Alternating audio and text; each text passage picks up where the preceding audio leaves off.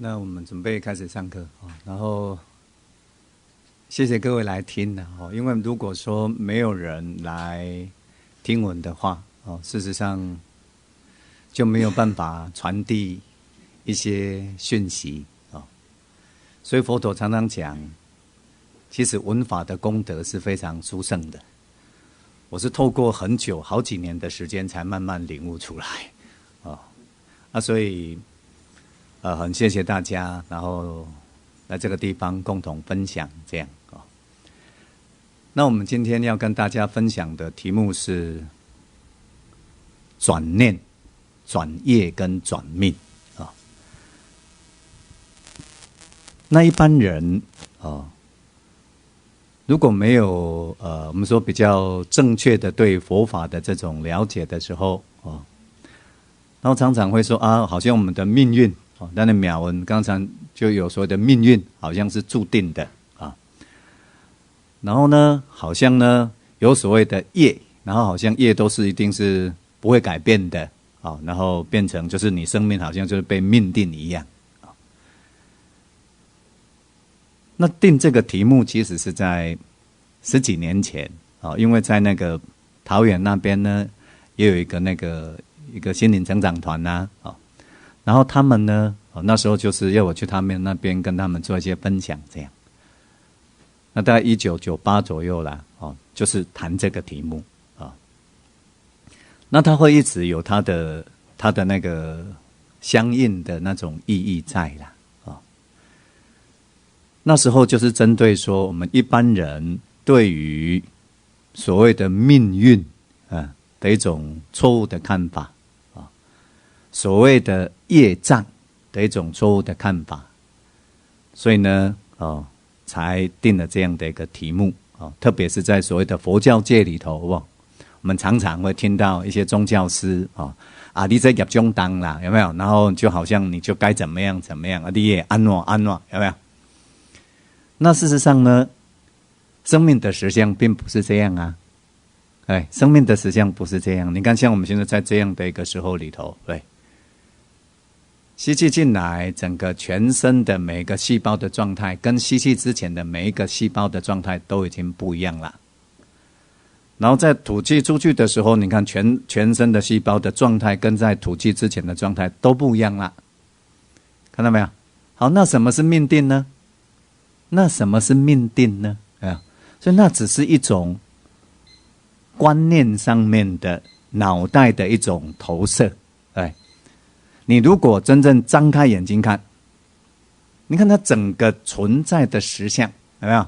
你看太阳早上升起，黄昏落下去，然后月亮升起，白天它落下去，草木都在渐渐生长，一直都在变化当中，有没有？风在吹，小鸟在叫，有没有？然后人在这边走动，很多的声音在升起，很多的声音在灭去。什么是命定呢？对吧？存在的实相与本心是怎么样？它是一种活生生的生命之流，我们说或者说宇宙性的能量不断的在流动不断的在生生不息。那这股生生不息的能量它无形无相，所以我们看不出来但是我们可以看到什么？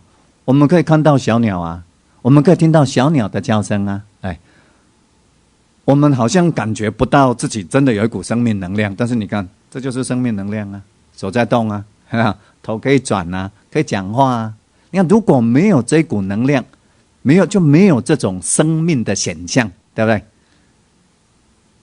花草树木然后众生的这些生命形态是不是像就是一个形象，说是一种生命的一种显象那你看那这个显象背后是什么？你看它是一种能量，有没有？它是一种能量那这个能量它是死的吗？它不是你会发现一件事情如果能量是死的，它就没有办法显象了，就是因为它是一股生生不息的这样的一种能量，有没有？所以你看万物它就随着这股能量的这种节奏，有没有？跟它的韵律配合众生的那种业力，有没有？然后它不断的在显象，这是生命所以呢从这个本体的角度来看，你就发现说，所以生命它是没有办法被限定的，它是一种永恒的恒动。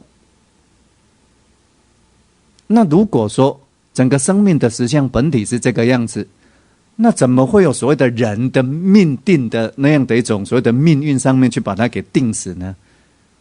我的意思就是说，你看，生命存在的实相是一种不断流动的、恒常的流动变化的状态，对不对？这点大家会怀疑吗？有没有把它想清楚？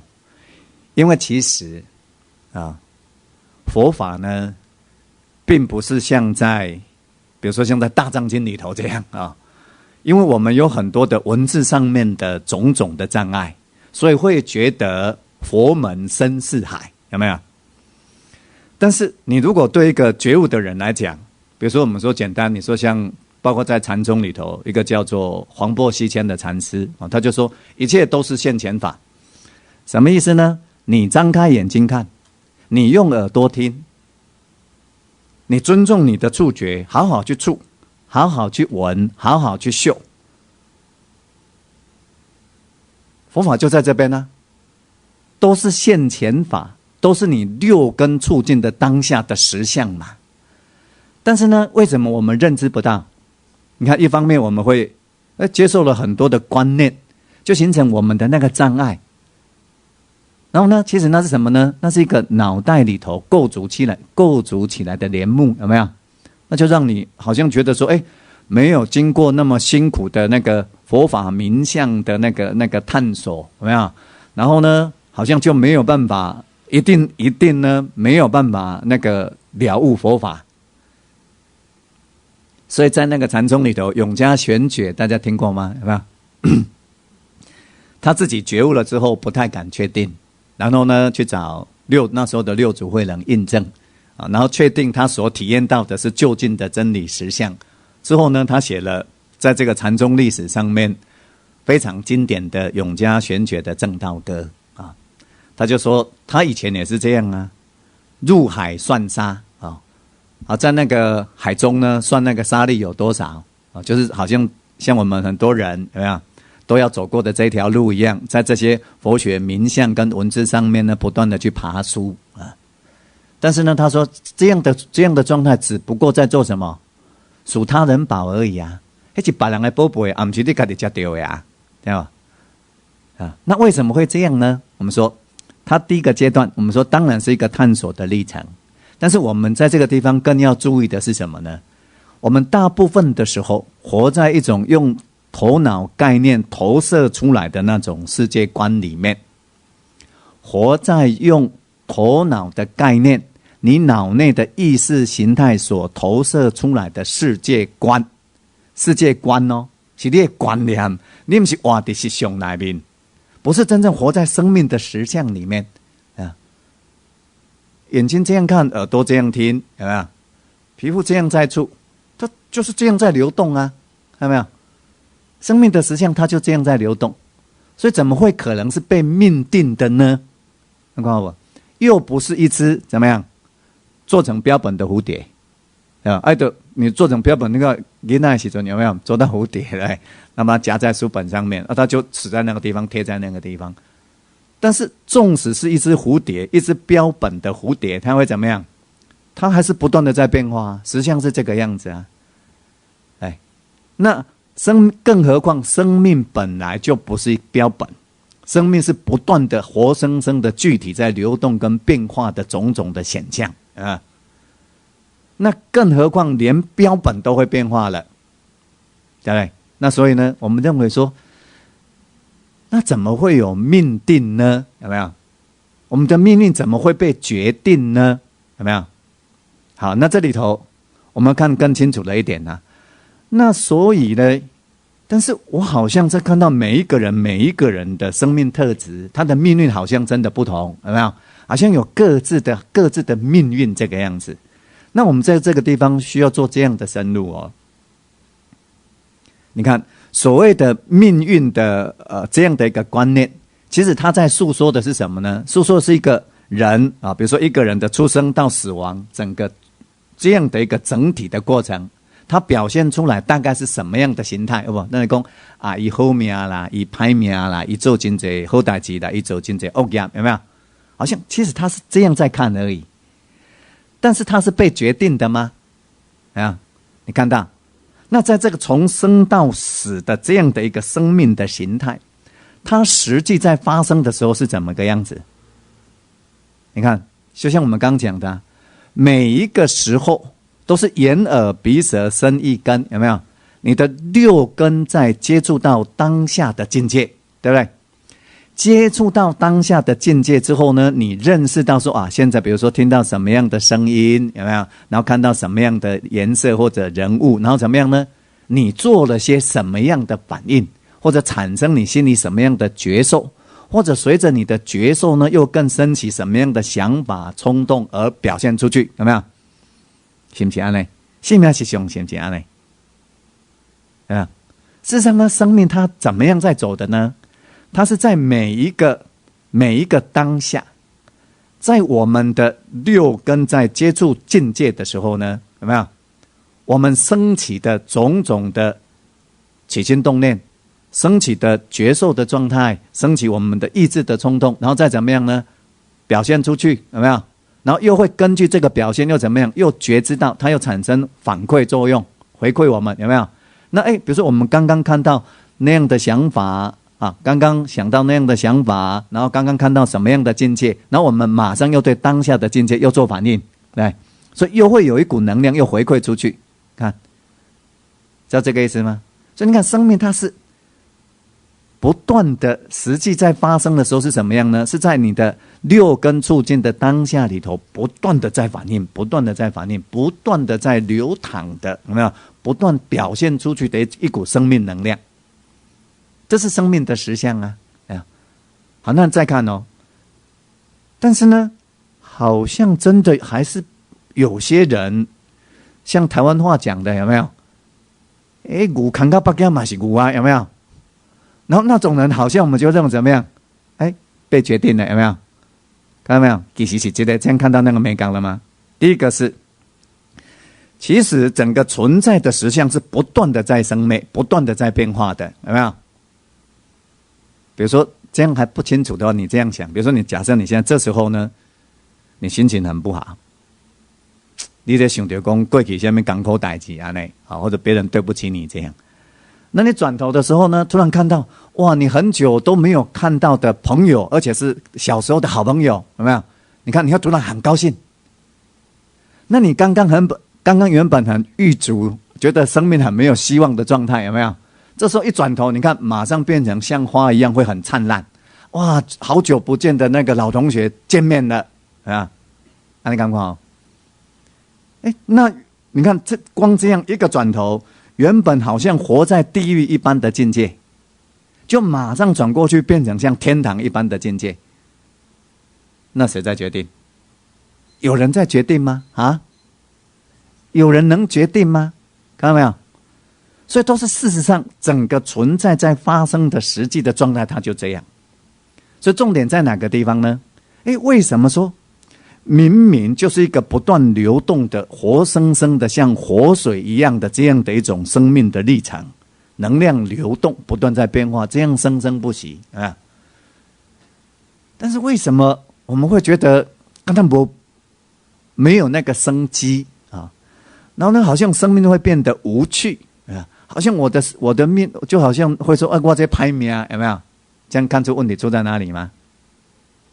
在这边我们用我们的观念跟思想，有没有驾驭了、控制了自己的这种起心动念，让它没有办法很自在的释放出来，活在生命的实际存在的实际存在的那种实相里面，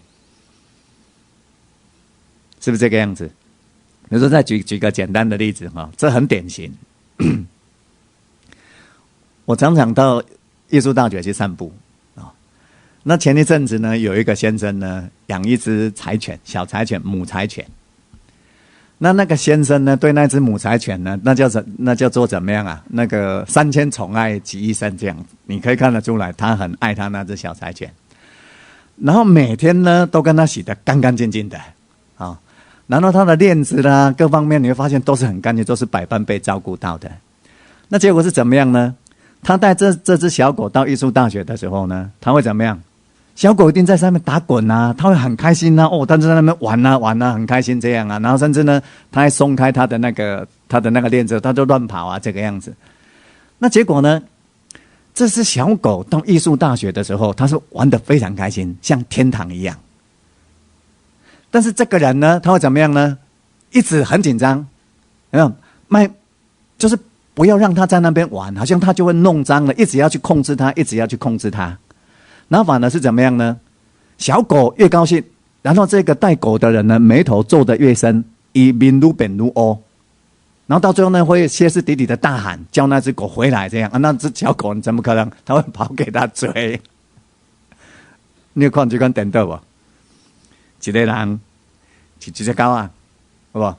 带去艺术大学散步，那个狗啊，生嘎嘎那快乐的天人。有没有？那个养小狗的这个主人呢？你看，像一个充满嗔恨心的痛苦的恶鬼，恶鬼。我说那个状态呀，嗔心起嘛，那就像恶鬼、恶鬼的状态。你看什么在决定？看到没有？脑袋。他为什么没有办法随着那只小狗那种流动的生命，然后在那个大自然那个环境里头，你看那么洋溢的生机，有没有？那么灿烂，那么有活力的那种生命状态，然后他变成皱着眉头，有没有？一直要这只小狗怎么样？不要怎么样？不要那样？不要那样？看到没有？叫做牛看到北京嘛是牛，有无？结果不是牛是人，看到吗？是这个人。那你看他什么意思？你看活在自己的观念的世界里面，有没有？活在自己的所谓的是非善恶好坏美丑里面，他不愿意把他这个帘幕拉下来，让阳光透进来，直接活在生命的实相里面。一不爱，你刚看得出来？他不愿意接受当下，有没有那么灿烂的自在的那个小狗的一生？小狗的当下，哎，他不愿意，他在抗拒，看到没有？所以你看，一个不断的活在自己的思考的惯性里面的人，就会怎么样？生命就会僵化嘛。你看不？你生命僵化是什么意思呢？就等你看哦，六根在住境界的时候，事实上是不断的在变化的，但是那个人会怎么样？活在那个他的脑袋的世界里面。那活在那个脑袋的世界里面，其实是怎么样？就是活在过去里面，是不是？就是活在他过去所接受的经验，然后反刍出来的讯息，所以他形成他的价值观，然后种种的判断，有没有？那是过去的事情啊。所以他活在他的过去的生命经验里面所抽象出来的那些概念，有没有？所以概念思想就变成怎么样？控制了他的生命的流动，让生命没有办法流动，有没有？这样清楚吗？是不是这个样子？那你看呢？我们其实常常这样，我们不是活在直接的当下的这样的一个实相里面，我们是活在自己的脑袋里头，然后呢，要实相来配合我们的脑袋，有没有？你看毕业出来。小狗等它跳到要死啊！你叫小狗卖啊？你凭什么？凭的就是你的脑袋而已啊！你看，小狗很高兴是实相，有没有？你叫小狗不这个样子是你的脑袋啊，看到没有？所以你活在什么境界？活在自己的脑袋的帘幕里面的那个黑暗的世界。所以那就叫做什么？那个叫做会变成你思想上面的特性，那个惯性，有没有？其实那就什么呢？那就是真正的业障。我们一般人，比如说像有的人有没有？他会去算命，好，然后有的真的会很准。你们知道这个美感了吗？为什么命运是可以被算的？因为思想的那个惯性，你的特殊的行为的反应模式，在决定你的命运，有没有？所以不是谁在决定你的命运，是不自觉的特殊的心理思想的那个反应机制，那个反应模式在决定你的命运，是不是这样？那你做到境界，你老是做那样的反应啊，做到境界，你老是做那样的反应，所以不是谁在决定，你感觉哦，是第一个反应模式在决定，而且常常怎么样呢？常常会是你这个反应模式就会引申出更多的那个模式的境界，和你来反应。其实是怎样呢？不是那个境界一成不变哦，是你那个模式一成不变。那所以呢，你会引申那样的一种境界来怎么样喂养你这个反应模式？那无安尼的时阵呢，你会感觉你无存在感，你会感觉你无自我感，你会感觉你无尊严。比如说，看那个小狗的主人跟那个小狗就知道啦。那个小狗的主人可以不必这样反应啊，但是他如果不这样反应的时候，他会怎么样？会看起来不像狗的主人，有没有？他会看起来像狗奴才，不是吗？但是让他当狗奴才，他愿意吗？看到没有？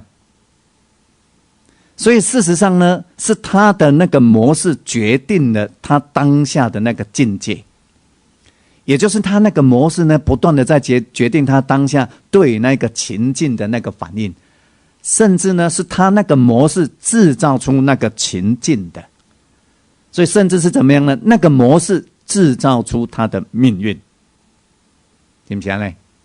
我们上礼拜有特别提到，有没有？你看，像我们的，如果对于自己内在的这种反应模式不自觉的时候，就会怎么样？被这个内在的反应模式给控制住。其实就是我们讲的五阴的这种魔身啊，五阴魔、身心之魔，其实也是一个习惯性的反应。那么举最简单的例子，因为它非常典型，对不对？上次报纸有看出来啊，有没有？一对同居人在吵架，对不对？然后那个女方就刺激那个男方说：“好，当你把那个囡仔จิ้落，爱的机密，有无？爱装把那个囡仔จิ้落，จิ้落就马上后悔啊！爱那个จิ้落，看到吗？他完全没有自主性，有没有？完全是被他当下的那个过去所形成的那个习惯性的反应模式给制约，进入一种全然无意识的状态。”完全无意识的，没有选择权的，然后就落不来。那所以他的命运被谁决定？被他的无意识的反应模式在决定，有没有？看到没有？那你敢清楚？你像往往想呢，咱这个无意识的这种反应模式，会自己找东西来给自己吃。所以那我两对，你会发现一件事情啊，他喜欢找痛苦来喂养自己的痛苦，在心理学上有这种的哦。比如说，你看啊，有些例子啊，离婚的妇人，然后比如说他这个离婚的妇人呢，啊，他这个第一个先生呢，喜欢打他，然后呢，离婚了，然后他再找第二任的丈夫呢，还是会这样，常常呢还是喜欢用这种暴力的方式来处理两性关系的。第三任呢，可能还是这种特性。那你会说啊，刚才那个就是讨打的，有没有？自愿讨打的找的？我告诉你，确实是这样。为什么？他的惯性，他内在的这种惯性，知道吗？就是变成讲有的人啊。比如说，他可能从小的时候，他就生活在那种，比如说可能父亲比较有暴力倾向的这样的家庭，然后呢，他对于这样的一种形成了他的那种特殊的这种习惯性的反应没有知觉，然后在那种冲突当中呢，他反而能够感觉到自己的存在感，事实上他是不断的在受挫当中找寻自己的存在感，用受挫来感觉自己的这种存在，但是呢，他心里头又抗拒这个东西，但是又在找这个东西，所以他在找他的习惯性的食物，夜视反应习气的这个食物，他不是真正在找一个好的先生，但是这样代志他不知道，所以他会不断的重蹈覆辙。你看，像我们在婚姻关系上面，在两性关系上面，很多都是这样啊。那比如说，那你看，如果说我们再举个例子，为什么说有的人的命运它是可以被计算的？因为他有那个特殊的反应形式。啊，你看，我们大家前阵子很流行《三国演义》，有没有？《三国演义》里头有很多的计谋，对不对？比如说，你看，像我们国中和国小读到司马懿跟那个诸葛亮空城计，有没有？你们有没有读过？根本他鬼啊！那时候那个诸葛亮其实没兵啊，很衰弱啦，有没有？那司马懿带着那个大兵压境，然后那诸葛亮怎么办呢？他想出一个方法，空城计。那他就自己在那个城墙上面，在那边耳风啊、弹琴啊，然后整个都好像那个城里头都没人这个样子。其实真的都没兵没将了，有没有？你们记得这个吗？但是为什么他又特别在城墙上面，在那边亏心？因为他怎么样？他料准了司马懿的反应模式，他看透了司马懿的心理机制。所以司马懿在当下他就怀疑了，这一定是这个诸葛亮有没有挑过给他设计，被我立起给他关起来，就把我歼灭。他在那边，你看他诸葛亮在城上，司马懿在城下，被他们谁来谁去，结果怎么样呢？退兵，知道吗？今天你们听到这个，如果那个去做什么事情的话，就很厉害了，有没有？知道吗？你看，之所以会被算，有没有？能被算是算哪里？不是什么未卜先知，这样看到吗？是那个人在面对某些情境的当下，他会采取什么样的心理反应模式在决定的，这个叫做未卜先知。所以你不要小看这种东西。为什么很多的那个，比如说在中国历史上面，很多的那些大将，或者说那些军师级的人物，特别在有这种道家的这种思维训练的，他们为什么那么厉害？凭的就是这个，这就叫做计谋。因为呢，他看清楚，比如说，所以，他会去了解说，你这个对方呢，你这个将领有没有？你什么款特色？你是不是好色？你是不是很粗心大意？你在什么情况大概会做什么样的反应？有没有？那你们彼此之间的比如说君臣之间的关系，是不是会很猜忌？那很猜忌的时候，你会大概会怎么样？有没有？那咁知意思？你算是在算这，不是什么真正未卜先知啦。是为什么？他算清楚怎么样？这个人，他活在过去的行为模式里面，所以呢，他就可以从这里头下手，然后呢，预估。甚至设计有没有要在什么样的情境当中把你整个给摧毁，甚至呢不用他把你摧毁，他设计一种情境，你就会自我摧毁，就是这样所以命运可以被算啊，这是这个原因。等于说，如果说我们没有办法去自觉到自己特殊的这种反应机制，有没有这种反应模式，你就发现会长时期被这个反应模式给控制。所以练命运的假拍敲完，很难改变的，有没有？知道这个意思吗？所以为什么再讲生下去的，有没有？所以为什么会这样讲？台湾的那句话啊，龙生龙，好不好？风交风，温归交动工，那是什么？习气。这在佛法里头叫做戒与戒相应，其实这是真深的物件。你看你那种特殊的反应习气。那像什么呢？其实它本身就是一种既是斥力又是引力哦。其实它是一种磁力。刚刚讲你吸铁有没有？它是有磁性的。那你看你那种特殊的反应习气，跟这个习气不相容的人，他不会靠近；跟这个习气相容的人，他就靠近，所以更改得出来啊。所以这叫做戒与戒相应，有没有？所以你看那个黑社会的有没有？他们都穿黑西装，有没有？欧嘛嘛，好不好？其实就这个意思嘛。你看他的行为模式差不多，他们的脑袋他们的思想、他们的企图、他们的价值观差不多，看到没有？他们碰到事情的反应的模式也差不多，大概那几步而已，看到没有？所以那群人也就会，知道吗？这叫做戒与戒在相应。所以那个戒是什么在决定呢？习惯性的反应模式。所以有些刚讲，你看，那有些人，他不知道自己的这种特殊的习惯性的反应模式，那结果会怎么样呢？为什么温故会搞动工，甚至会龙生龙，凤生凤，然后老鼠生的儿子会打洞？为什么？这样看出来吗？这个不自觉的反应模式会透过原生家庭的过程当中传承下去，这就是生命很可怕的悲剧。比如说，你看啊，一个有暴力倾向的父亲，一个对处理两性关系上面常常很没有耐性的父亲啊，那他在跟他的太太在相处的过程当中，可能常常怎么样？常常很痛苦，很没有办法去处理彼此之间意见的不合，或者说小小的冲突，可能就带来那个不可开交的那种状况，有无？咱传统真侪查甫人跟查某人是安尼啊，系啊。阮较早囡仔的时阵吼，阮真卡人嘛，哎哟，会早时啊，真侪妇人人拢伫迄个溪仔边咧洗衫，有无？我较早囡仔时阵，我就爱掠伊啊。因若点是有当时啊，拄啊伫遐的时阵，我咧掠伊啊，安尼洗衫的时阵，哎呀，妇人人做伙，比如讲，哎呀，阿婶啦、阿啦、阿姨啦、阿姑啦，没有？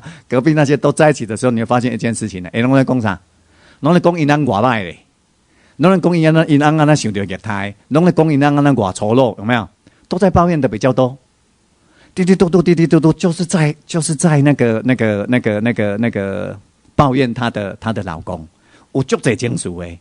因老公的粗鲁啦，当阵拢真侪安怎粗话有无？都用三字经这样啊，然后那些妇人她讲起来就很气啊，然后很歇斯底里啊，甚至这个样子啊。但是呢，他们还是可以回去跟他们老公那个生活在一起养小孩，为什么？因为大家都差不多，因为大家会讲，恁翁安尼，阮翁嘛安尼，有没有？所以大家一样都嫁到一个不好的老公，然后大家继续抱怨，然后继续再跟老公相处，然后继续维持生活的这种，大概就变这下面一人出一行，有没有？加减变高人这样，有没有？然后把那个家庭加减那浪起来，就这样。但都怎么样呢？带着没有办法消化的心灵上面的苦难跟那个抱怨，有没有？女人呢就会怎么样？一直唠叨，然后充满怨尤。所以您看咱较早真侪妇人人，台北的我不知道啦，我们那个彰化乡下，发现很快乐的妇人几乎不存在，啊，像你们这么快乐的是不存在的啦，啊，但是常常不要忘记哦。年轻的时候，他们也是这样啊。少年嘛是刚才拢一蕊花啊，但是那结落了后，不，那种灿烂的那个笑容不见了，有没有？都变得沉重，变得沉郁。现在群众点不起那看得起的代志啊，拢红安尼不？怎么刚才你那时阵我讲我老母啊，很怕，因为他常常脸很那个，好像在生气那个样子啊。生命的苦难，知道吗？然后那个苦难造成没有办法消化的那种反应机制。然后你看那些痛苦，那男人会怎么样呢？女人用抱怨的，男人就讲三字经，不然就打，有没有？就骂，有没有？然后就这个样子啊。那些痛苦的情绪，有没有？那些痛苦的情绪，它不是没有能量的哦，有没有？那你看，所以你在边边，你看，你如果是他那种暴力家庭的小孩，你就会受到辐射，你就会受到感染，就是你会受到磁化一样，有没有？你一个铁放在磁铁边边，你会受到磁化，慢慢会有一点那个磁力，它就这样来啊。所以老鼠生的儿子会打洞啊，这什么意思？其实这很深，因为你原生家庭里头的那种特殊的反应模式跟那种习气呢，它会怎么样呢？它会不自觉的侵入这个幼小的心灵。那比如说，所以你会发现说，如果在那种暴力家庭长大的那种小孩，他大概在他的情绪管理上面其实都很危险的。他会有两个特性，哪两个特性呢？一个是住到那种不容易安忍的那种境界的时候，它是一种暴力式的反应，狂烈式的反应。反应的哦，刚才因老爸赶快，或者呢有一种怎么样？刚才因老母嘞，拎起来，拎起来不是消化器哦，它压抑住，一直压抑住，它这个样子，所以都会怎么？你看到他都在受苦，老鼠生的儿子会打洞，有没有？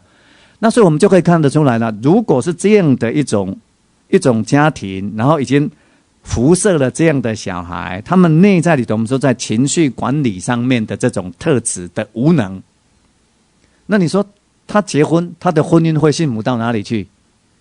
可能性很低，这样知道吗？啊，所以如果说不是像以前传统社会，有没有？大家认为讲啊，那个生前都是床头吵，床尾和，好不好？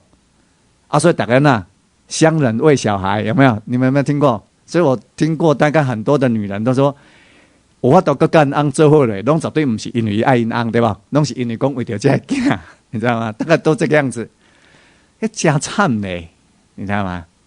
这是很辛苦的一种生命状态，有没有？你不喜欢一个男人，你不喜欢跟他生活在一起，但是你为了已经布出来的这些小萝卜头，有没有？所以你要继续隐忍在他的这种那个特殊的夜视习气的暴力的阴影底下，隐忍的活下去。但是你的隐忍在这个层面上面看起来真的很伟大，对不对？哦，真假扣嘛。但是你在隐忍的过程当中，你是痛苦的还是快乐的啊？痛苦的啊。那你那些痛苦的情绪其实也是怎么样？你看你会辐射到你的小孩，还是一样。所以那个苦并没有因为说光眼力，然后所以得到超越，有没有？所以我们会说，很多人的他的那个生命的那个特质，其实都不是他能够，就是说不是他能够负起责任的啦。为什么？那跟也原生家庭的辐射有关系。那爸爸妈妈又有爸爸妈妈，有没有？那他又在那样的一个不自觉的那种生存环境底下长大，那他也受到辐射啊。那所以你从这里头你就看到佛陀的智慧啦。所以众生从无始劫以来不知道怎么一回事，有没有？就被这种无明盖住了。所以他对于自己呢当下的那种反应模式他根本没有办法自觉，无明盖住，所以他又会怎么样呢？只是想要在当下不断的去满足他的自我，满足他的欲望。那我们常常又看到啦，有没有？那在境界当中常常是怎么样？所求不得。一所求不得的时候，你就发现那叫做怨憎会，好不好？就拄到无介意的代志啊，无介意的代志，一个拄到的时候，他会怎么样呢？没有办法去自觉到自己特殊的这种心理机制跟这种形成的这种反应模式，他怎么样？他就把他内在的这种无明的痛苦有没有？他就把它标出来了。所以自己在当下又变成怎么样呢？再一次碰到这个不可预见的时候呢，强化了自己这种无明的这种反应习气，有没有？这样看到吗？然后又把这个无明的反应习气的这个痛苦的这种辐射能，有没有？又把它辐射出去，辐射给谁啊？辐射给他老婆，给他小孩，然后就不断的，你看，生命呢不断的在这里头重复，所以它会变成怎么样？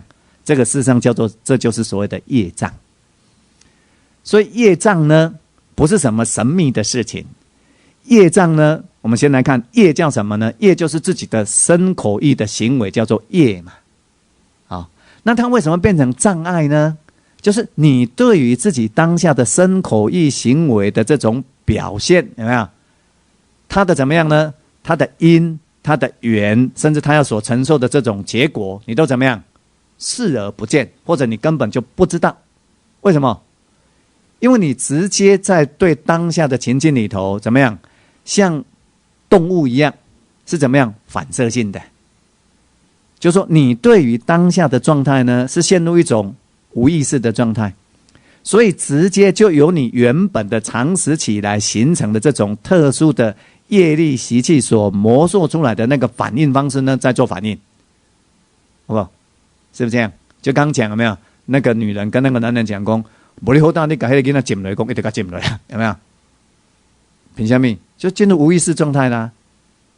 红激掉，你好不？得刚刚你看像狗一样有没有？马上咬了，就这个意思吗？所以那是完全进入一种畜生道的方式，完全本能式的在反应，而这个本能不是生命的本能，这个本能是习性反应的本能。这样够清楚吗？所以你看这样是不是像附魔？有没有被附身了？有没有？这个其实就是真正的附魔，被你的生命的过程当中所累积下来的不自觉的那种业识习气，有没有控制了你的生命，控制了你的反应，让你在当下的境界里头没有办法怎么样保持在一种清明的有觉知的，所以对当下的缘起，对当下的可能的反应所带来的这种果报完全没有自觉，对吧？你如果有自觉，怎么会把那个婴儿丢到那个滚烫的热水桶里头去呢？知道吗？是不是这个样子？所以你看这个叫做业，然后它变成生命里头的障碍，看到没有？好，那再来看为什么会这个样子，看到吗？无知啊。所以在佛法里头有3个概念，有没有？一个叫做所知障，一个叫做烦恼障，一个就会变成业障，看到没有？你讲我就在讲，其实就是这一类，只是我用现代的这种生命的经验，有没有？甚至现代心理学来阐述这个东西。你看，就是对于自己的行为模式，跟对于这个生命的实相，你不如实知，有没有？所以有所知障啊，对自己的反应模式，对自己的反应所带来的因缘果报，你看你不知道，有没有？所知障啊。所以呢，你在当下触到境界，你完全变成一种被动的状态，所以行你看到某方面，你看你就会很嗔心火升起，有没有？不知道如何是好，有没有？那就叫做烦恼啊，痛苦就起来了，有没有？痛苦起来了，那你看你又在当下里头，你又不知道啊，看到不？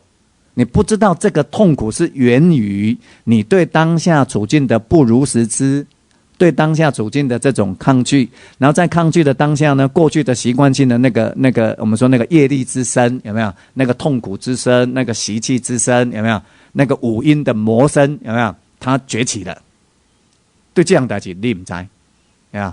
所以在那个痛苦跟烦恼当中，你看你怎么样？你整个推动变成你的行为啊，或者说语言什么暴力性的，有没有？就变成伤害啦。你看就变成业障，看到不？那真的是很可怕的业障，也很可怜，有没有？你看那个把那个小孩浸到热水锅里头的那个男人，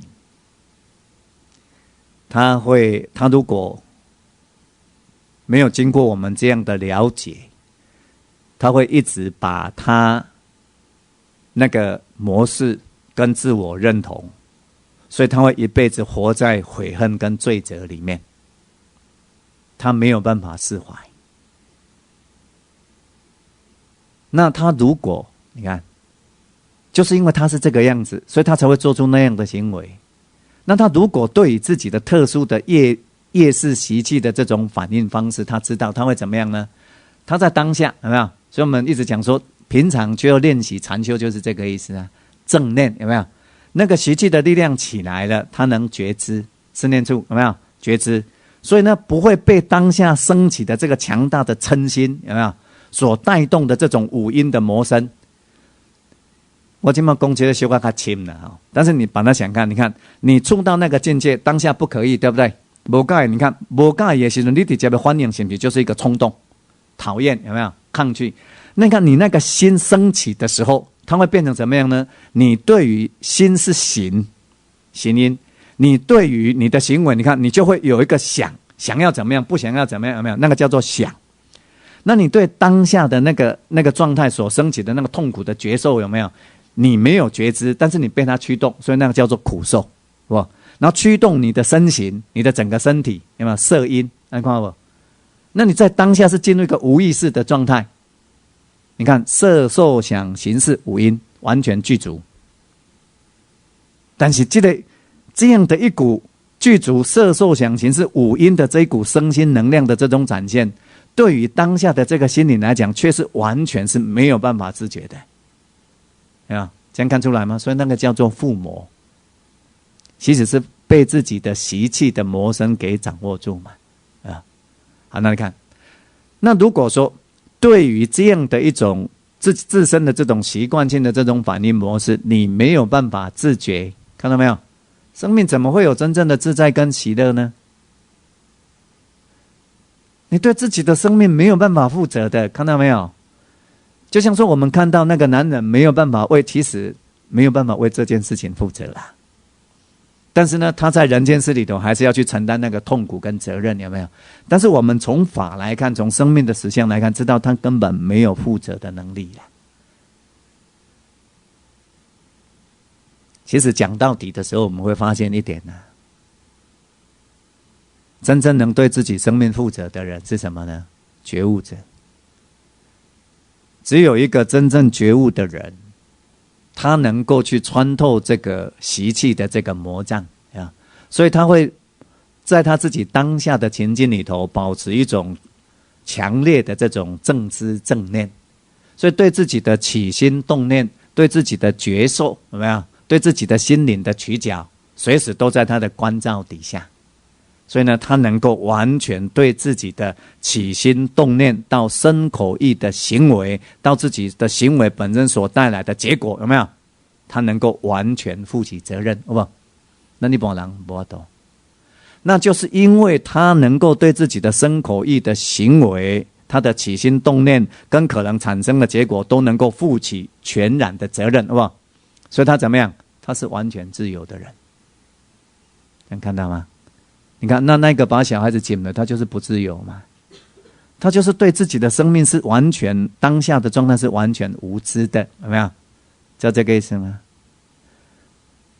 所以我们如果越了解，你就看到我不是在批评那个男人哦，我的用意不是这个样子，我的用意是那真的是一个很深的那个悲剧，很深的一种苦难，但是让这个苦难让它有意义，就要这样。让更多的人透过这个男人的苦难，了解到说他的苦难不是他的苦难，他的苦难是我们每个人心灵里面的苦难。那这个男人跟这个小女生所受的苦，有没有就有它的意义跟价值？所以我不是在批评那个男人，我没有这个意思，知道这个意思吗？所以从那里头我们看到什么？那个就是真正生命的深层的这种苦难啊！所以就你看。你如果没有办法自觉自己的这种业力习气的这种反应模式，你哪里会有什么样真正的那个幸福快乐的人生呢？甚至你在找所谓的幸福快乐的人生的过程当中，其实都怎么样呢？都是被你的无明业力推着在走的，你没有选择权。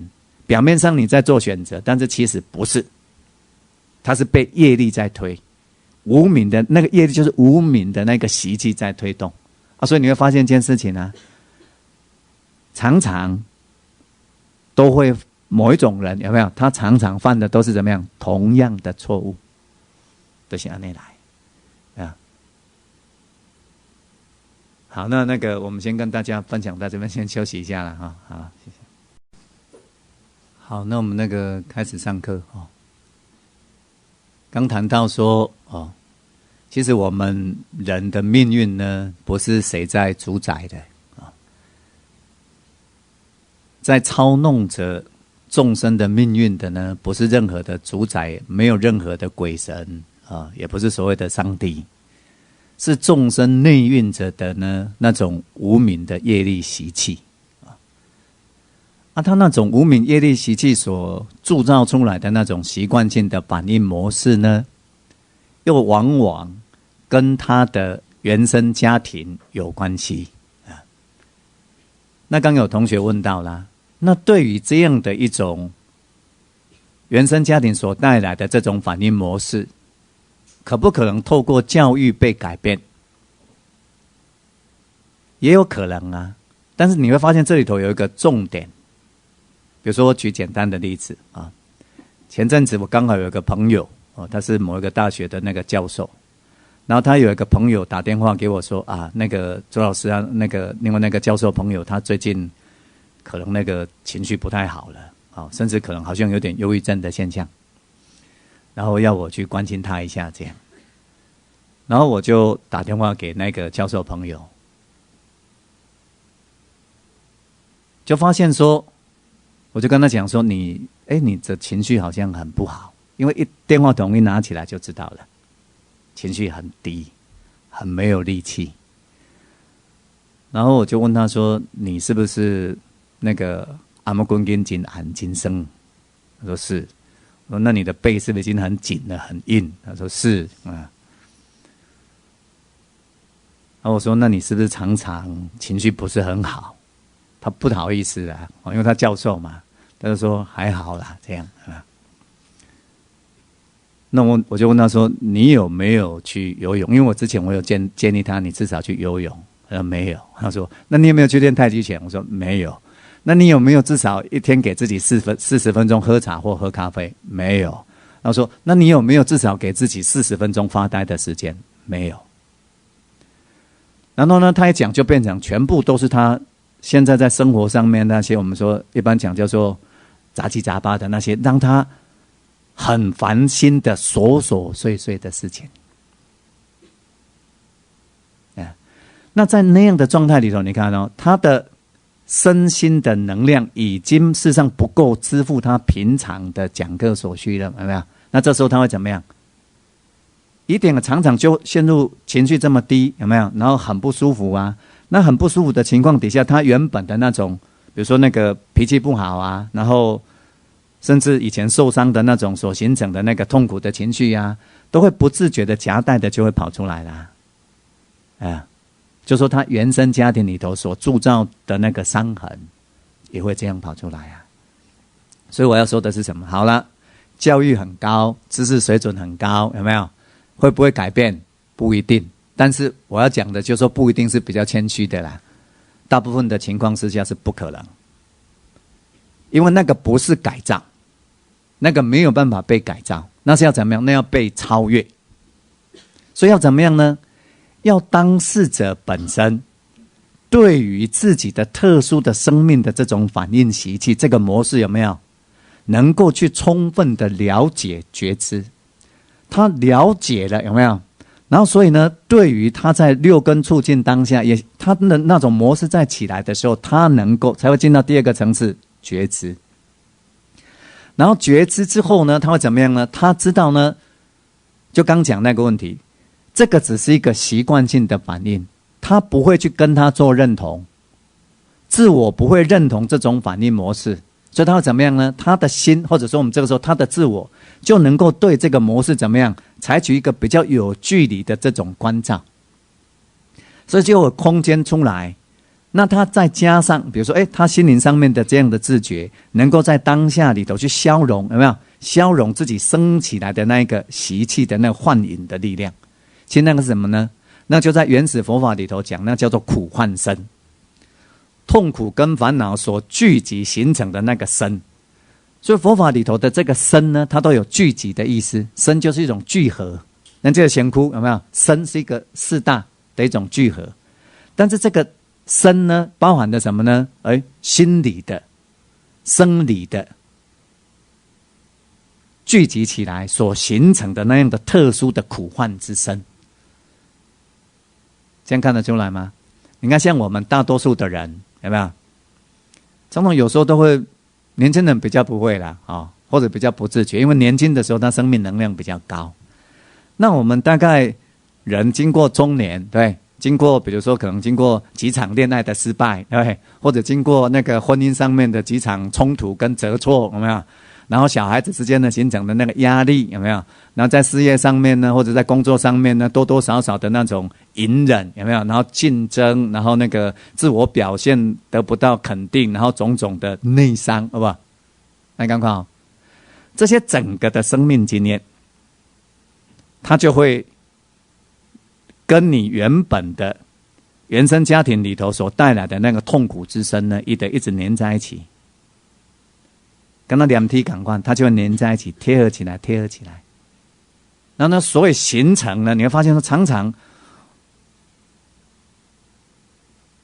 我们看到了一定年纪的人，你会发现，咱讲人呆看面的知，有无？人看了较痛苦嘛，看面就知啊。有一回我在一个地方吃饭，然后那个视角很特别，刚好在吃饭，然后看过去呢，刚好这边是一对那个情侣在谈恋爱，然后这边坐的这个女生呢，因为她在谈恋爱，看出来就知道她在谈恋爱，哇，真的像花一样，然后那个很开心，然后很开心，然后背后坐着一个呢，像我妈妈一样的女人，皱着眉头，痛苦的。虽然她擦了粉，但是你还是看得出她的那个容颜是比较暗淡、比较黑的，很不高兴。然后因为她很不高兴，所以她眼睛射出来的时候，你会看到她对于这个世界呢，她形成一种敌意，因为她不开心。那这个在谈恋爱的小女生，你会发现这个时候的世界对她来讲是天堂，因为她像花一样在开。然后后面那个太太呢，她在抗拒的她整个的生命境界。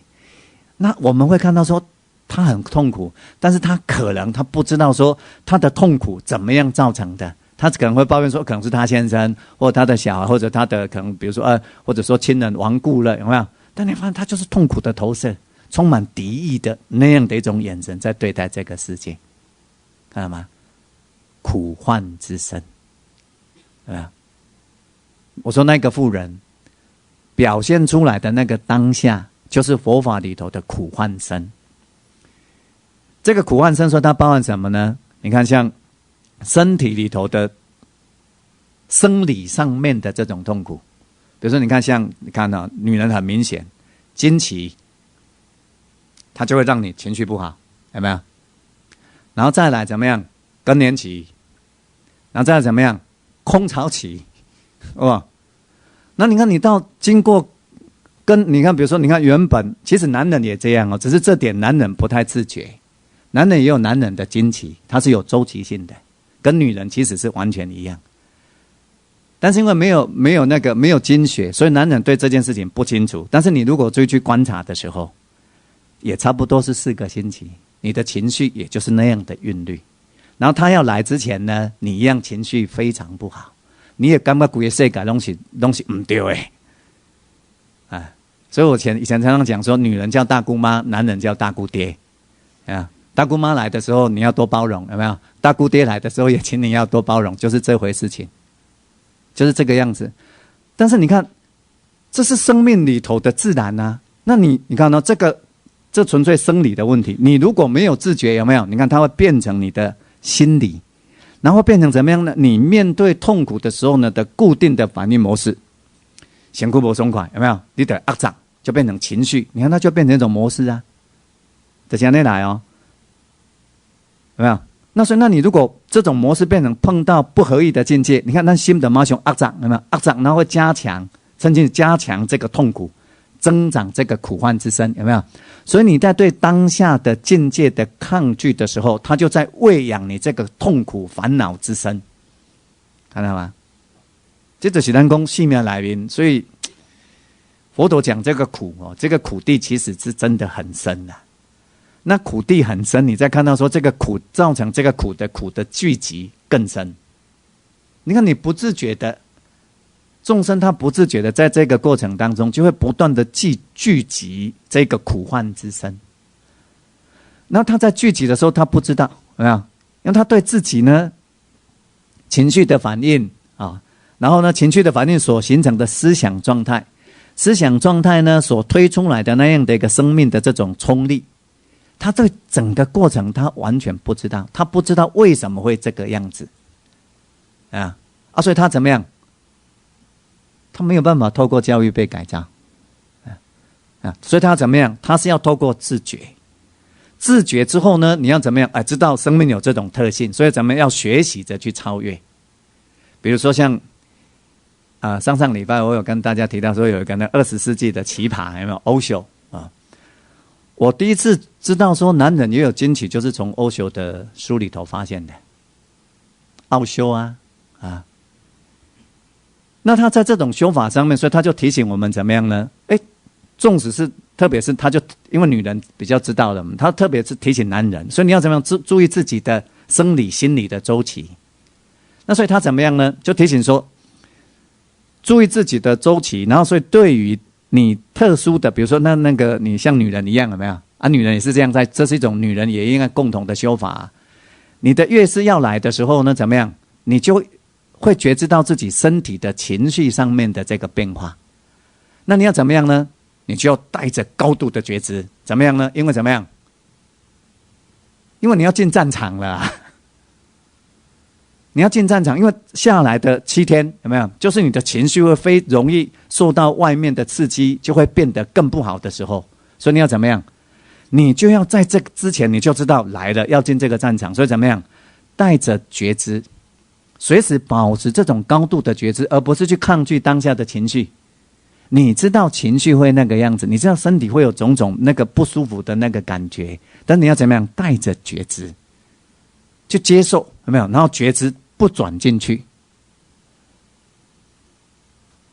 其实如果这样修，有没有？知道吗？这样修其实就会开悟了。所以我最近看到一本书说，现在的世界里面，现代世界里面开悟的女人绝对比男人还多。因为你从这里看到什么呢？痛苦的情绪，它会激扬起心灵去寻求出路，而找到这个出路的人，他就是怎么样呢？对于自己痛苦的苦患之身，有没有这个痛苦的情绪呢？知道它的升起，知道它的因缘，而保持在这种如实的觉知上面不随转。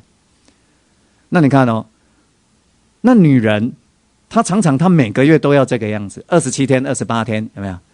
那她如果懂得这样的方法，她会怎么样？你会发现一件事情哦，她会超越这个生命本体性的那个苦难。我说这是本然的，生理上面这属于本体性的这种苦难。那她对于当下的身体的，比如说荷尔蒙的问题所带来的这种情绪的反应，有没有？然后她能够怎么样呢？觉察不随转，觉察不随转。所以他就对于他的身心的这种觉受，就会产生高度的这种觉知力，而且他能够怎么样呢？不随转。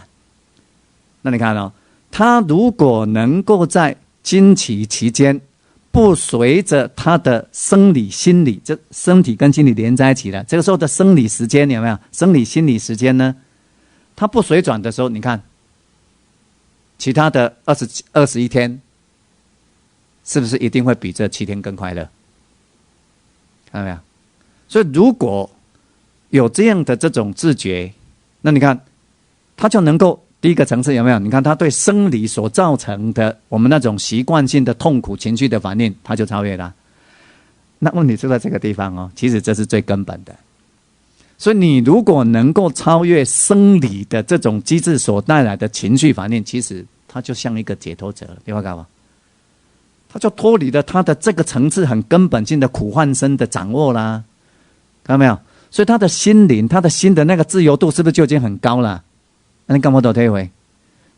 那所以他等于说他随时在，比如说那其他的就很容易处理的，他碰到外面的境界有没有产生不舒服的那种心理觉受，对他来讲，因为那个没有根，不是像生理它是有根的，他没有根，所以那个苦受对他来讲是比较浅的。他连这种夹带着根源性的这种生命的苦难都能够觉知而超越了，这种没有根的这种痛苦对他来讲是什么？帮他电骨钢条啊，有没有？就刺一下而已，他能觉知就能舍断。所以在这样的一个层面上面，有没有？我相信什么呢？这个世界女性的觉悟者应该是比男人多。为什么？因为女人的那个经期痛苦，而且明显。那在这个过程当中找出路的女性，自觉性会比较多，比较高。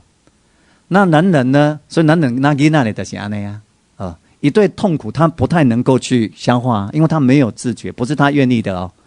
所以他怎么样也不知嘛，好不？所以一当初你拄到见解，这大姑爹来了一样嘛，就乒乒乓乓啊，有没有？就像这样啊。对。因为对于这个身体的这个机制啊，这个痛苦机制，它不自觉。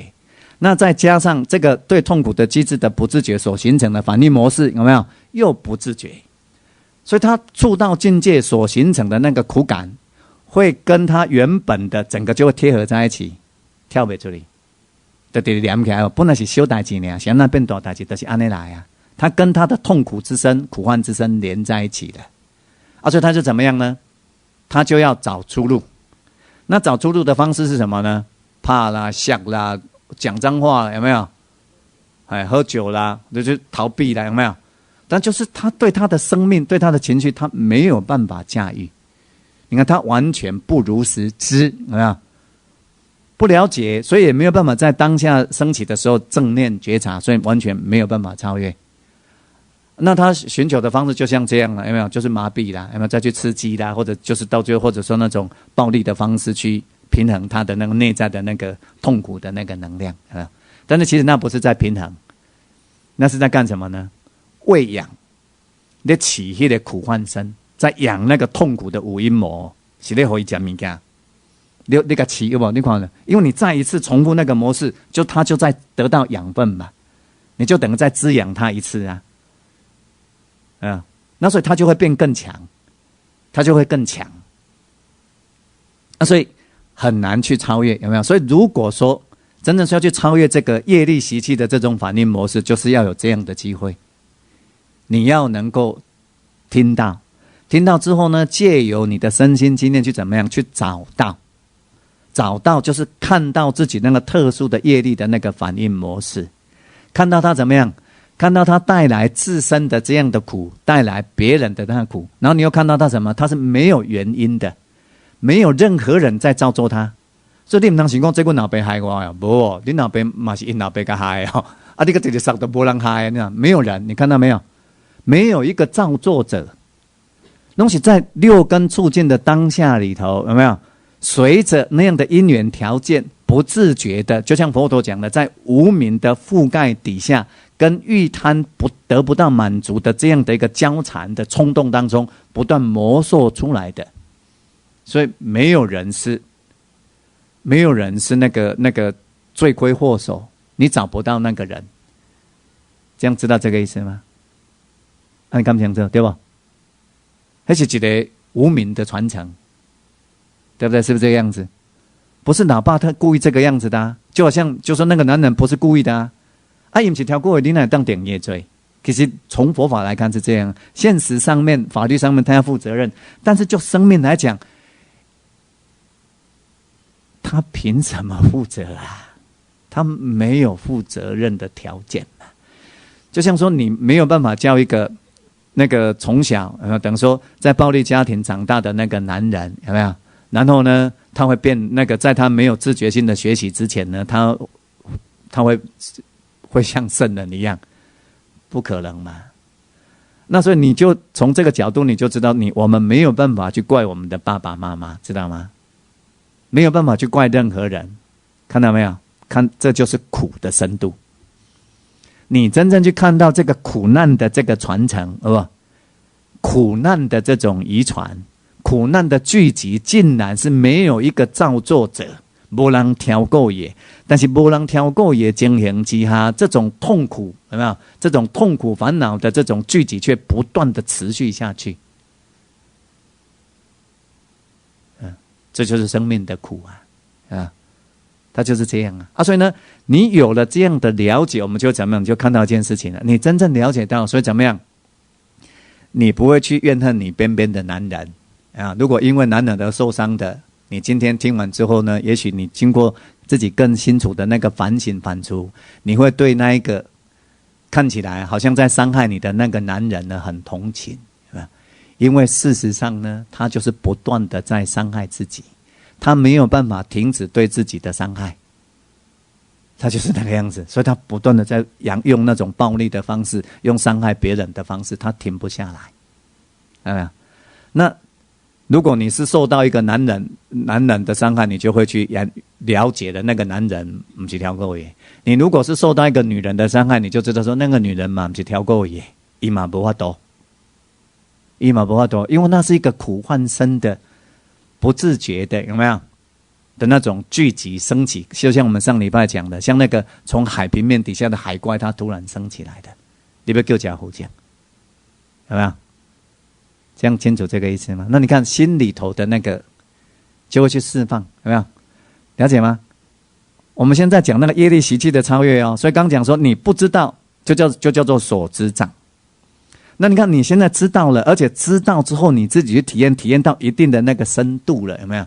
你会对这个苦自己跟别人的这个业力的推动底下所铸造出来的铸造，刚才的领那些铸有没有一个金字旁在一个所铸造出来的这种苦难呢？你会有很深的慈悲心。都没法理，没有人有办法。如果他不知道的时候，有没有？因为他有所知障啊，所以他有所知障，对自己的反应方式不知道，所以他就不断的在苦患之身里面，在痛苦烦恼里面。那对他这个痛苦烦恼呢，因为他不知道，他没有办法消化，所以他会怎么样？不断的制造这些苦患之身。这样，好，那这样看到这边了有没有？所以要超越这个业力习气，看到没有？要去知道，要去看到，你才有办法超越。好，那你看什么叫做知道？就看到说这样的一个生命在各种境界的接触当中，如果不去自觉它，就容易被过去的习惯性的反应模式给控制。要知道这件事情，对。然后呢，第二件事情，知道说绝大多数的人其实都被这种反应模式给控制。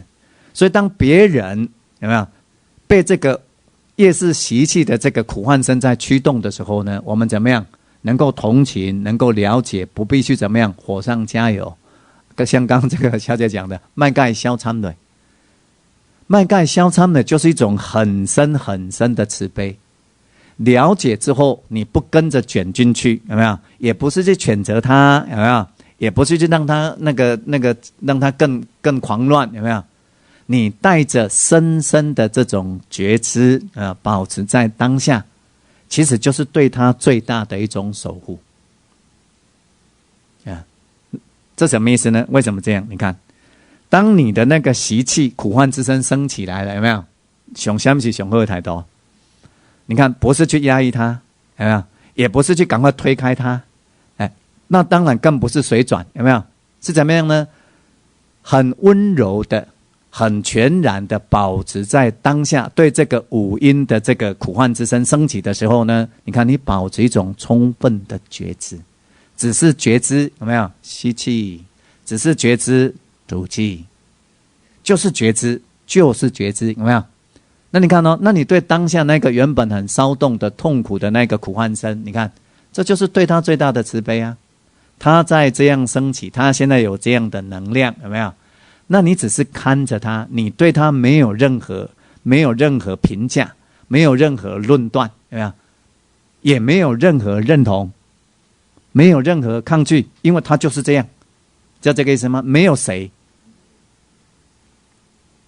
你们自己深入去看的时候，你就会知道我在讲这件事情。没有人，没有一个人在里面调过呀，那就是一个痛苦的情绪的累积所形成的那种，我们说色受想行识当下呈现出来的样子，一个习气的幻影之魔，就是安尼呀，爱家无人。但是你若唔知道这样代志，你跟他认同，有没有？你就会给他养料。或者呢，你跟他认同，你就怎么样？有的会就变成很怎么样？有同学会这样啊，很自惭形秽。我哪个呢？我哪改不掉东呢？有没有？他发现他改不过来，然后他会对自己很无力。这就是怎么样呢？这个就是一样中到那个被那个五阴的苦患之身，有没有？给侵入去啊！你对于当下这个苦患之身升起，你觉得无力的时候，其实就是又进入这个循环里面的。就是你跟对他认同啊，他是我对他没力啊，我哪个较差，我哪较坏啊，有没有？就这个意思吗？所以呢，你要能够对当下是怎么样，包括对这样的反应，有没有？你都能够保持觉知，就只是觉知，看到没有？那你看到你当下对这样的一个状态在觉知，有没有？它就在超越，你没有给他食物，是吧？你不好吃物件，他的巴肚就会直直饿，直直枵，他的越来越没有养料嘛，他的营养不足啊，他就越来越没力啦，然后他到最后就沉浮下去，到最后就消失掉。所以这是要透过觉悟，对，了解之后有觉知，哎，所以对他当下在升起的时候怎么样？觉知而不抗拒，也不随转，也不评断啊。那这样透过这个过程，你看你就看出来这里头有一个秘密，心灵的能量会变成怎么样呢？会不断的来壮大这个对当下的觉知。其实这个就是龙婆通讲的觉性，这个就是佛法里头讲的正知正念。其实这个觉知对当下的觉知，其实就是觉悟的力量，就是觉悟，就是觉悟。其实就是本身就是小小的开悟了啦。你看你对当下的这样的一个习气的冲力有没有？你看你能够保持觉知，都没有认同，都没有抓取，有没有？然后呢，你看稳定在那个觉性里面，这就是开悟啊！你就会慢慢看到这个什么，这样的一个当下，你看他心是明的，有没有？没有落入五阴魔里面，所以他是解脱的，看到不？野心懂还是解脱的？这就是2500年前释迦牟尼佛讲的七觉知的修行方法的要点。对当下的境界保持正知正念，有没有？正念嘛。然后你怎么样呢？比如说，那看到自己那个有投入啦，有认同，马上能够去跳出来责法对治啊。那你不认同之后会怎么样？心平衡，心不认同了，采取觉知平衡的心，慢慢你的心稳定了，稳定之后你就进入那个真正的平衡。刚开始是为了平衡而平衡，那你在这个为了平衡而平衡当中，我们会不断的保持这种觉知嘛。那所以在这个过程，你看你的心对当下的那个定力它升起，其实这就是正定，这就是真正的正定。那你正定升起的时候，你看心就达到平衡的状态了。这时候心会像镜子一样，你得跟他起明镜啊，所以你看心像镜子一样，这就叫做觉性。所以它这个时候会怎么样？明，空明的那个明就出现了。心没有认同这个五阴魔，有没有？你看你当下在解脱的境界。所以佛陀说，随时有没有克服我们的业力习气，其实就是五盖。触到境界的时候，你看认同它有没有？贪心升起，得不到满足，嗔心升起，有没有？没有正知正念，所以昏沉掉回，怎么样？谁来谁去，有没有？这就是五盖啊。所以随时在当下保持正念，克服五盖，有没有？然后以这样的正知正念的力量，对于当下的身受心法，就是我们一直提醒的，就是四念处嘛。当下的身心状态保持觉知，有没有？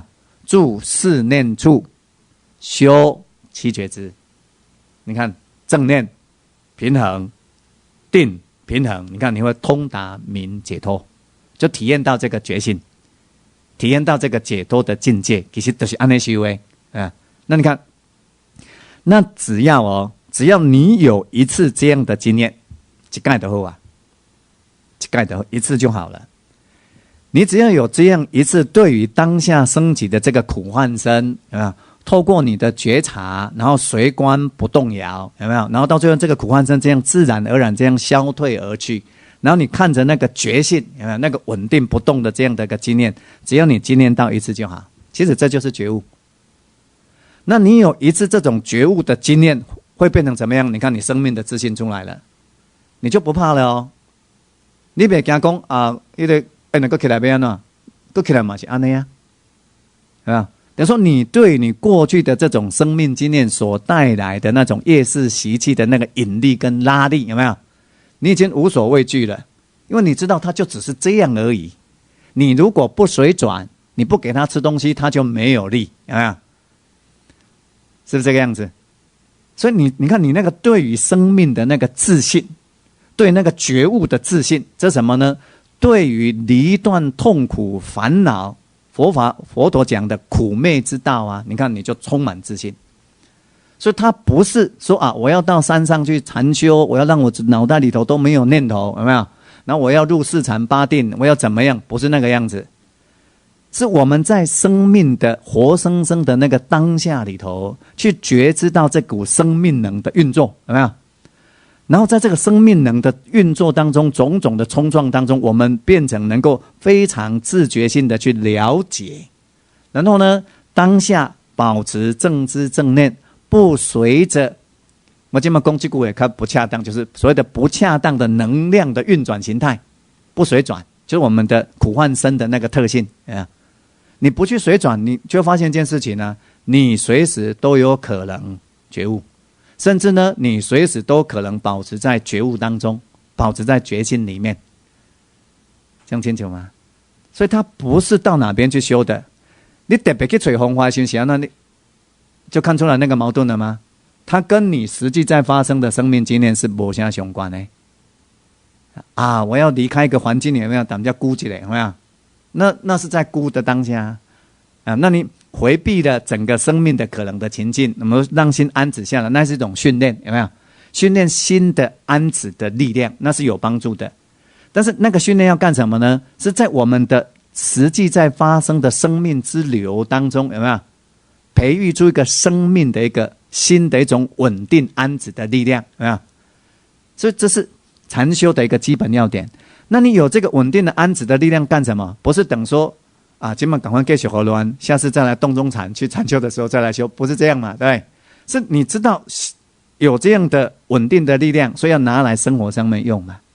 拿来生活上面用，就是变成你看心稳定，接受当下随时发生的这种身心现象跟身心状态，包括我们特殊的这种业力习气的反应模式，它在升起。那你看怎么样？因为我们心稳定，觉知它，因为心稳定。觉知不随转，你越觉知，你就越不随转。所以事实上是这样，你越觉知，安止的力量会越高。所以佛陀有讲啊，修观有没有会增长止，就是你对当下境界的这种稳定的这种觉知，更会增长心的这种安止的力量。那你心安止的力量越强，你看会帮助你的觉观。所以这叫止观双运，所以它像小鸟的两个翅膀一样，就是这个意思，止跟观，这样知道吗？所以它不是让你，不是说在你的身心经验之外去修行，不是暂时性的啊，让身心呢远离这些骚动跟太大的这种负担，有没有？去进行禅修，那是非常好也非常殊胜的。那透过那个暂时性避开一些比较难以承担的境界，而去静心禅修所培育出来的止观的力量，有没有？就是要我们来处理每个时候、每个境界在发生的生命事项，让我们不去随着无明的业识习气之流而流转，它是这样来，对。好，那你看这样才有可能超越那个业力习气，有没有？好，那你看。所以呢，如果一个人众生呢，我们说就是所有的生命，那我们这边讲主要就是人，有没有？对于生命在发生的当下，如果他没有这种正知正念，他就会变成他过去的习气的奴隶了啦。你得想安呢，所以自觉性的改变自己的观念，我们说。转念就是要转这种念，什么样的念呢？生命的解脱不是在未来，嘛不是在山顶才会快乐。生命的解脱就像佛陀讲的，极深观察，源自觉知，现法通达，不待时节，都是在你当下的身心现象去观察它，极深观察，不一定是什么时阵，你呢，就是你随时能够。对于自己的身心现象住四念住修七觉知，都有可能在怎么样现法通达，就是通达涅槃，体验到这个涅槃，体验到这个觉性，它就是这样的修学方法啊。所以我们说，如果说像我们同仁都是在有这种修行上面的这种意愿嘛，对，你看哦，修行的观念不对。你会变成修行，又会变成生命的压力。你会去抗拒生命的实相，以为修行要跟生命是脱开的啊。那所以呢，你没有办法真正融入你的生命之流里面，甚至你会抗拒生命之流啊。那所以他就会怎么样？错误的这种禅修观念呢，它反而会迟缓你开悟的契机，或你路无办法开悟，因为你得想要去心外求法啊，你一直没有办法真正活在当下，那你没有办法全心全意的活在当下，怎么可能觉悟呢？觉悟伊无可能是伫明仔载嘛，嘛无可能是伫过去嘛，有没有？觉悟一定在当下，它一定是当下在发生。那所以如果观念调不过来，你会发现一件事情啊，没有那个自觉，不知道说要随时让自己的心回到当下啊，全然的充分的去觉知当下所发生的这些事情，对，然后呢随时保持在一个全然不随转的那样的一个心境。这什么意思呢？觉知到当下在发生，所以我们的心第一个选择会怎么样呢？你就不会去抗拒了嘛，你就不会抗拒，所以当下就没有自我分裂的问题。那你没有抗拒的，并不表示说你不去处理事情啊，是你在心没有抗拒的情况底下，有没有？那该怎么样处理事情，就它的缘起的条件里头做最恰当的回应嘛，有没有？所以你会变得是怎么样？是非常省力的，而且随时在这个过程当中，你会看到这样的事情啊。如果对境界，你看你对境界有抗拒，对境界的抗拒，你看苦就在聚集啊。对境界抗拒本身是苦，哎，那你又在抗拒当中去加强它，所以苦就聚集啦。所以你看你在境界当中随时看到苦，随时看到苦集，有没有？这个看不是把酒看，你发觉不？它是你心灵里头很深层的如实的觉知，痛苦这样在聚集，看到那个苦幻身这样在被喂养在壮大，有没有？那我们会怎么样呢？你看你完全如实知这个苦跟苦集的过程跟因缘，所以你看你这个时候你如果正念强，你正念强的时候，心不太可能各个出来了，是正念的力道不够，所以心才会出进去，就是认同了、摄入了、随转了。那你如果当下正念具足，你会怎么样呢？因为你看到造成这个苦幻身继续强大的这个因缘，所以你会怎么样？你就会去舍断那个因缘啊，所以你就能够怎么样体会到当下的这种苦昧，其实就是这样。那你看你体会到当下的这种苦昧，所以心才会怎么样？平衡。心平衡的当下，那就是什么呢？心都没有任何覆盖，这样能体会吗？你看他没有被投入过去里面，好不好？他也没有在抗拒当下，所以他没有在投射到未来，他的心没活在过去，也没在想未来。你看他的心会全然在当下，那全然在当下的那个心所产生出来的那个状态，那个就叫做明解脱。它没有任何覆盖，明很亲民，明觉，没有任何痛苦烦恼，所以它解脱。所以如果说你看没有建立正确的这种生命的知见，那种观念有没有？就说思想观念错了，那我们在人生里头就说想要去找幸福跟快乐，那把自己的幸福快乐呢都设想在说嫁一个好老公，老公不太好，就希望说以后那个养个好儿子那养个儿子如果不是很好，那想说那至少后摆娶一个好媳妇，好吧？媳妇哪个无啥好无，后摆希望说无看孙仔会好无，有没有？是不是这样？你看你直直都嫁伫未来，一直投射出去，看到没有？都没有自觉性的活在你的当下，活在你真正真实的人生里头，有没有？你的真实的人生，真实的人生不是在未来嘛？真实的人生嘛不是在过去嘛？真实的人生是在当下，好不好？总是讲过去的代志，伊是代志。如果过去的事情要产生效用，你看你是拉在当下了，你在想过去的代志，好不好？那过去的事情你在这边想它如果带来痛苦烦恼，你继续沉醉下去，那你就去沉醉在过去里面嘛。那过去的事情你现在在满足它，看到那个特殊的那些缘起所以充分的了解了，而心平静不随转，有没有？你看你在当下超越了过去的束缚，有没有？你敢听？纵使讲过去，其实嘛是拢是伫当下，好不？啊，不然你在想未来的代志，啊，你本来在想未来要安怎，啊，你发觉到讲，啊，你更加想嘛不好啊，有没有？那只是一个对于未来的一种梦幻泡影式的那种投射，哎，那你在当下本来在投射未来，那看到当下的这样的一个状态，你看未来不是又拉到你的当下吗？有没有？那你看到对于未来的那种投射跟设想的空幻性，有没有？所以呢，不再去投入能量了，有没有？所以你看，你就能够超越对未来的那种投射啊。那你慢慢就习惯说，所以不用去常常有没有拿过去的事情来让自己心周，有没有？也不用常常呢投射未来，制造梦想来让自己呢不断的抗拒现在，知道吗？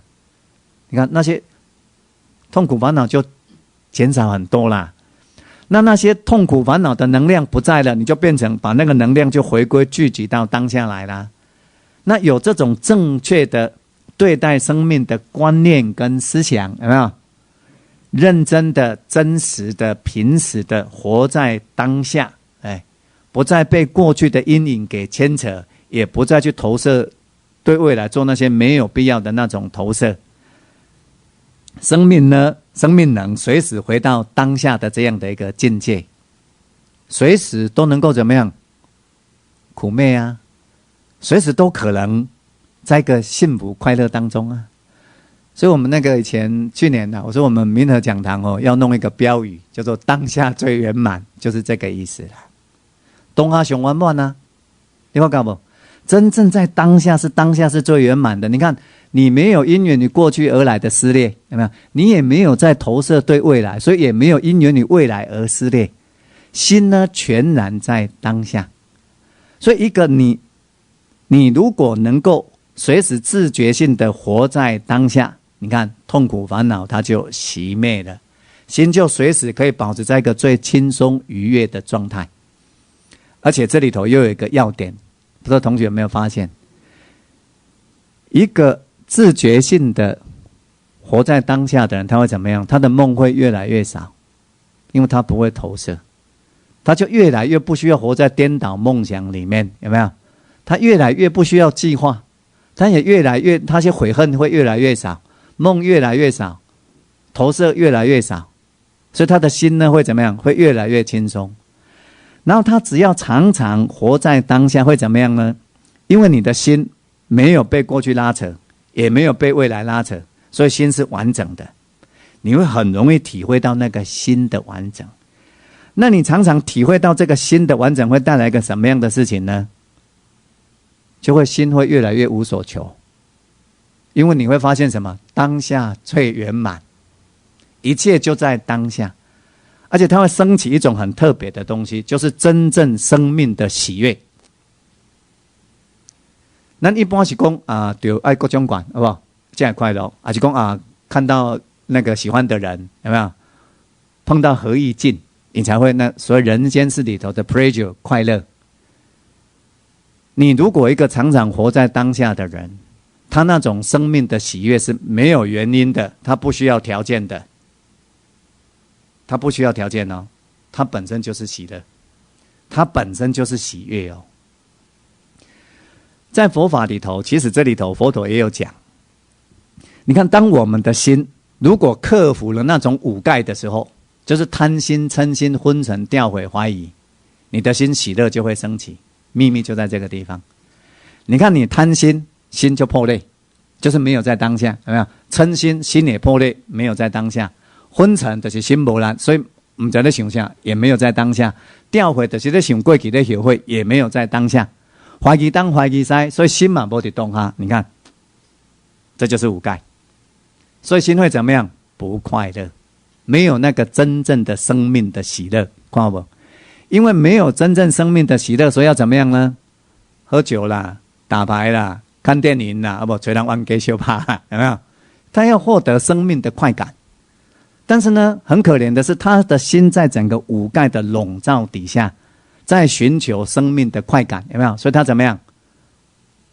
他就在迷失当中啊！所以他以为说生命的满足、生命的快乐要在外面，有没有？所以爱安较早回来，有没有？爱囝较听话的，有没有？要公司的老板呢，有没有？他们那个对我们好一点，要同事情绪好一点，你看你都会在外面，都会在，一般讲就是心外求法嘛，有没有？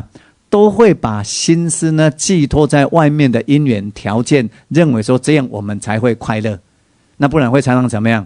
哇，糟糕，又是3缺1，有没有？那今天晚上就睡不着了，那不知道怎么办，因为3缺1，你看。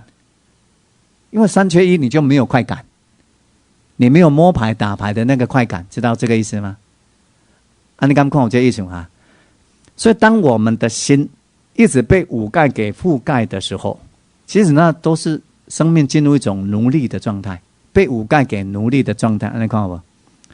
在被奴隶的状态里头，想要寻求快感，有没有？所以才会有这么多的所谓的娱乐性的产业呀，刺激啊，刺激，它就这样来的这也是目前的人类文明发展到这样的阶段，无可奈何当中的无可奈何，对不对？就只能这样了。那我们刚讲的是这个秘密。当你的心，你看你克服了五盖的时候是怎么样？就是你就活在当下啦。你的心它就全然在当下啦，没过去没未来。那你会发现一件事情呢，这个叫做生命的完整性。这个就是你真正的心灵的力量，你就完全在实相里面，有没有？能体会吗？所以它当然是喜悦的它就很自然而然有一种因缘于，那用安尼讲啦哈，用圣经来讲叫做浪子回家的感觉啦，不用再流浪啦，因为你发现这就是你的家啦，所以你有回家的感觉。因为你回家的感觉产生那个回家的感觉，所以自然怎么样呢？喜悦满足感升起，所以会有心悦的感觉，心灵上面的愉悦。所以这就是禅修里头的所谓的喜跟乐，其实它是一种很平静的心灵上面的愉悦，它不需要任何感官的条件，因为这就是生命本然具足的喜悦。这有点深，对不对？但是呢，实相就是这样，因为我们一般人不知道这个生命本然的这种喜悦所以他要去找我找一个对得上眼的谈谈恋爱才会喜悦找一个什么事情来做才会喜悦其实那都不是喜悦，那是感官的刺激所得到的那个快感而已。真正的喜悦是心的本然，心本来的快乐心本来的喜悦所以你发现一件事情我们从历史上面看的话，你看那些觉悟者，奇怪嘞，有没有？他们都是在苦灭的状态，苦灭就是喜悦你看佛陀喜悦阿难是喜悦的舍利佛是喜悦。你看那些，特别是那些大禅师，他们特别会表现出这个特性，有没有？那种愉悦，那种生命的愉悦，全然无所求而来的那种生命的愉悦，就是这样来的。因为它在当下，那你在当下，你就看到这个生命宇宙的这个本体，这个实相，所以你心就自然就高兴嘛，因为就回家嘛，就在家里面，你就自然知道你本来就在家里面，所以怎么样呢？不用去找老公，有没有？他要3点回来，那就他3点回来，甚至晚一点回来也没关系，因为我的床会比较大，有没有？我会睡得比较开心，你就没有依赖了。你的心会随时知道说，只要回到这个当下正知正念，生命的那个完整性它就出现了，那个觉性的喜悦它就来临了这就是佛法里头讲的什么呢？4个字：纯一满净。心灵本来就是纯全的、纯全的，一就是完整的，满就是圆满的，净就是清净的。你就体会到说，这个心灵本身的纯一满净、纯全、完整、圆满而清净，这就是当下那所以我刚讲，你只要有一次就够了，你只要有一次这样的体验，就不会再迷惑了。虽然呢，会有在那些习气的冲力在升起，好不好？比如说你那个思念的时候啦，那或者说突然在一个比较心灵力比较弱的状态嘛，它在升起。但是事实上是这样哦，你对于这种心灵的极静跟喜悦有过体验的人，对于心灵上面一点点的痛苦是非常敏感的。所以当你失念起的时候，那个苦感它会升起，苦感一升起，你如果觉知到了，你会怎么样？你马上正念会提起来。那你正念提起来，因为你曾经有过这样的经验，所以你对当下没有抗拒，就是保持这样心的这种正知正念，把心抓回来，让心就在当下里头去看着。那它就会很快啊，你就很快发现一件事情啊，所有的生命经验对你来讲会变成怎么样？都会变成你这个觉性的养料，会变成这样。这样讲清楚吗？不够清楚的时候，我可以举个例子的。你如果突然看见一只蛇这样，像那个眼镜蛇这样冲上来的时候，你会怎么样？他头举起来，你会怎么样？你是不是会全然警觉？你刚才想说，明天早我不知道爱各种款没哈？你会去想说，我老公怎么到现在还没回来？有没有？不会的嘛？有没有？没有过去，没有未来，当下，看到没有？他就是这个东西。你看，他就在当下，心完整有没有？没有破裂。啊，你哪变成我惊有没有？咱们在惊，那就皮皮抓啊，那就没有在当下，你是怕它咬，在担心未来，看到没有？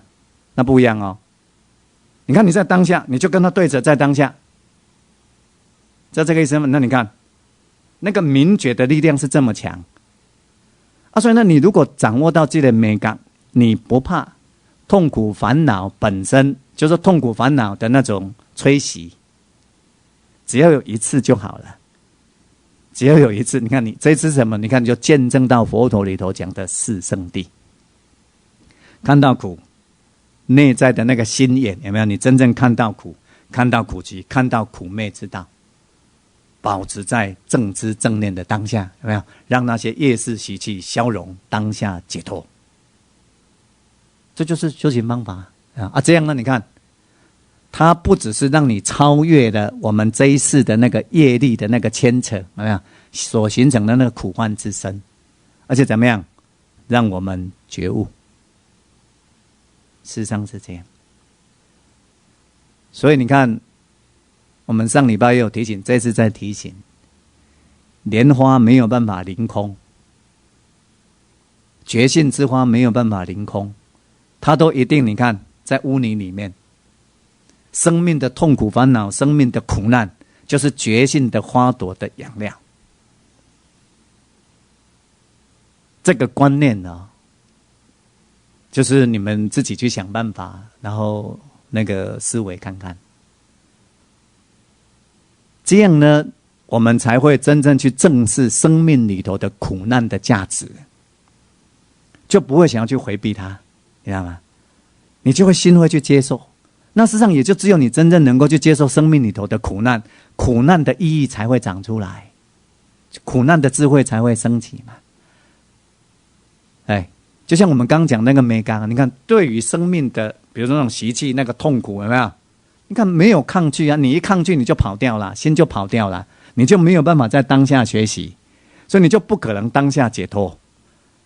那没有当下解脱就没有解脱，解脱一定在当下嘛。那你了解这意思？所以就是我们的心呢，随时是准备对这个生命里头的苦难呢，是一个敞开的状态，也就是对于自己里头我们的很多疮疤也好了，有没有？我们的脸黑的这一部分呢，有没有？我们的乱七八糟这一部分有没有？你要怎么样？你要敞开的接受啊，那就是你的生命经验，但是那不是你，知道吗？那只是你的生命经验，你真正的你是什么？那个觉性。其实真正的生命是那个觉性，佛陀讲的那个佛性，其实是那个物件。所有的你的生命经验只不过是这个觉性的显象，这个觉性的能量的显象而已。所以你不用跟过去的那些苦患的那些身影去认同，对不对？但是你要了解，以免怎么样又被他掌握啊。你了解他，但是不用跟他认同，这样知道这个意思吗？你看你才能超越呀。所以同样的，你有这种深度的这种了解，我们就不会这样嘛，就不会常常不自觉的要去指责别人嘛，有没有？因为那是他的苦患之身，但是那不是真正的他，知道吗？啊，那你看这样，自己呢能够不断的进化，会怎么样？就不会再污染自己的心呐、看到没有？那你不会污染自己的心，就不会污染别人的心呐、菩萨道不就出来了吗？那我们不再污染自己的心，不再污染别人的心，你看到什么？就不会污染地球，就不会污染地球啊，就这么根本啊。其实这就是就近之道啊，哦，所以转念、转业、转命，而且能够怎么样？像佛陀在教授的一样，真的可以去体证当世解脱嘛？随时都能够让自己的心回到这个纯一满尽圆满的境界嘛。好，那今天跟大家分享到这边啊，谢谢大家了，谢谢。